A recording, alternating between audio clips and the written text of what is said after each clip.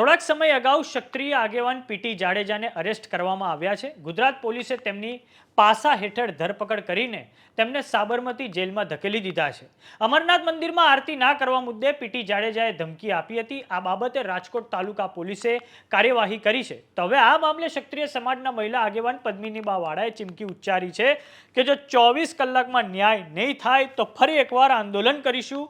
તો હવે પદ્મિનીબા વાળાના આ નિવેદનને લઈને ગોંડલથી તેમને ફોન આવ્યો હતો, જેની ઓડિયો ક્લિપ હવે ખૂબ જ વાયરલ થઈ રહી છે। નમસ્કાર, જમાવટ સાથે હું છું પાર્થ। રાજકોટ અમરનાથ મંદિરમાં આરતી કરવાની ના પાડવા પર ક્ષત્રિય આગેવાન પીટી જાડેજા પર પોલીસ ફરિયાદ દાખલ કરવામાં આવી હતી। આ પછી પોલીસે પાસા એટલે કે Gujarat prevention of anti social activities act હેઠળ ધરપકડ કરી તેમને સાબરમતી જેલમાં મોકલવામાં આવ્યા છે। તો હવે આ બાબતે મહિલા ક્ષત્રિય આગેવાન પદ્મિનીબા વાળા પર ગોંડલથી એક અજાણ્યા વ્યક્તિનો ફોન આવે છે, જેમાં આ વ્યક્તિ પદ્મિનીબા વાળાને કહે છે કે તમે કેમ કોઈના વિશે જેમ તેમ બોલો છો। આ પછી પદ્મિનીબા વાળા અને અજાણ્યા શખ્સ વચ્ચે ઉગ્ર બોલાચાલી થાય છે। તો આ સાંભળો એ ઓડિયો ક્લિપ। हेलो हेलो, कौन बोलो? आप कौन बोलो છો ભાઈ? આપે ફોન કર્યો છે? मैं तो फोन કર્યો તો मैं कौन बोलो? હા, પણ આપે એમ ફોન કર્યો છે તો આપને ખબર હશે ને કે આપે કોને ફોન કર્યો છે ભાઈ? અજીતસિંહ બોલું ગોંડલથી। હા તો બોલો ભાઈ, શું હતું? હું જેનું તેનું જેમ એમ બોલે છે। એ તું બંધ થા ને, ફોન મૂક છાનો માનો હો। ગોંડલનો રહ્યો ને તો ગોંડલની દાદાગીરી તારી પાસે રાખ ભાઈ। અરે ગોંડલનો એ તું બંધ થા, એ બંધ થા। ફોનમાં હું લવ લવ કરસ બાઈલા? ફોન મૂક, ફોન મૂક બાઈલા। ક્ષત્રિય આગેવાન પીટી જાડેજાની ધરપકડ પર પદ્મિનીબા વાળાએ કહ્યું છે કે પીટી જાડેજાને ટાર્ગેટ કરવામાં આવી રહ્યા છે। સરકારની આ ચોખ્ખી તાનાશાહી છે। પીટી મામાને ખરાબ રીતે ટાર્ગેટ કરવામાં આવી રહ્યા છે। ક્ષત્રિય સમાજ સહેજ પણ સાંખી નહીં લે। આમાં ન્યાય મળવો જોઈએ। 24 કલાકમાં આનું રિઝલ્ટ આવવું જોઈએ, નહીતર ક્ષત્રિય સમાજ રોડ પર ઉતરશે। તો આ સાંભળો પદ્મિનીબા વાળાએ જમાવટ સાથે વાત કરતી વખતે શું કહ્યું છે। પદ્મિનીબા, તમારા સાથી અને ક્ષત્રિય આંદોલન સમયે સતત ચર્ચામાં રહેતા પીટી જાડેજાની ધરપકડ થઈ છે। સમાજ આખો આગળ આવી અને વિરોધ કરી રહ્યો છે। જી, તો ચોખ્ખું દેખાઈ રહ્યું છે કે અત્યારે જે કહીએ ને કે સરકારની તાનાશાહી, કે જે આંદોલનને ધ્યાનમાં રાખી અને અત્યારે ટાર્ગેટ કર્યા છે પીટી મામાને, અને આ એક કહીએ ને કે ક્ષત્રિય સમાજ સેજે સાખી નહીં લે અને આમાં ન્યાય મળવો જોઈએ। 24 કલાકમાં આનું રિઝલ્ટ આવવું જોઈએ, નહીતર પાછો ક્ષત્રિય સમાજ રોડ ઉપર ઉતરશે। અને એમની જે ધરપકડ થઈ છે એમાં પાસા એટલે અસામાજિક તત્વો અને ગુંડાઓ ઉપર લગાવવામાં આવતી જે કાર્યવાહી હોય છે એ એમના ઉપર કરવામાં આવી છે। એમણે જે નિવેદન આપ્યું હતું એના પછી આ બધું થયું છે અમરનાથની આરતીવાળા મુદ્દે।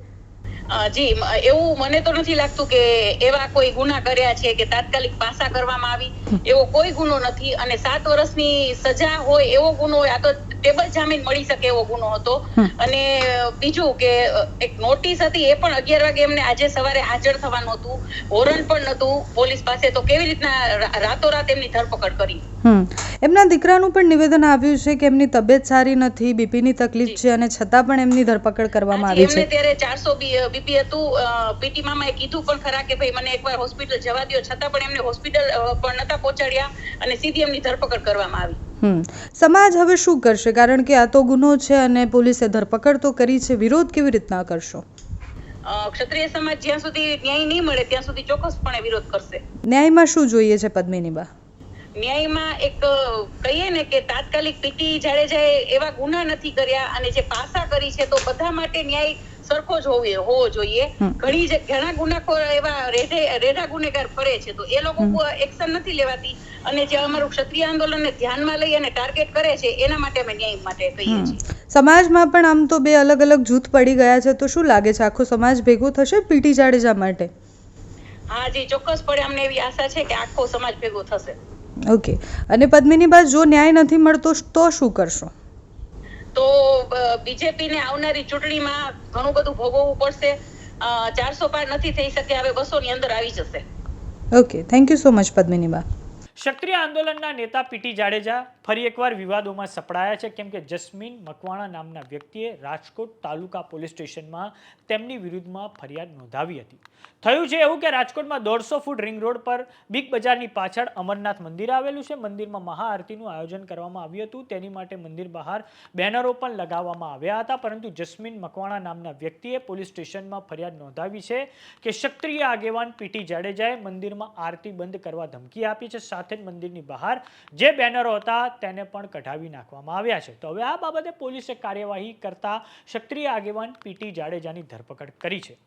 તો આ બાબતે તમારું શું માનવું છે અમને કોમેન્ટ બોક્સમાં લખીને જરૂર જણાવો. જો તમે અમને યુટ્યુબ પર જોઈ રહ્યા તો સબસ્ક્રાઇબ કરો. જો તમે અમને ઇન્સ્ટાગ્રામ અને ફેસબુક પર જોઈ રહ્યા તો ફોલો કરો. અમે આ બાબતે સતત તમને અપડેટ આપતા રહીશું. નમસ્કાર.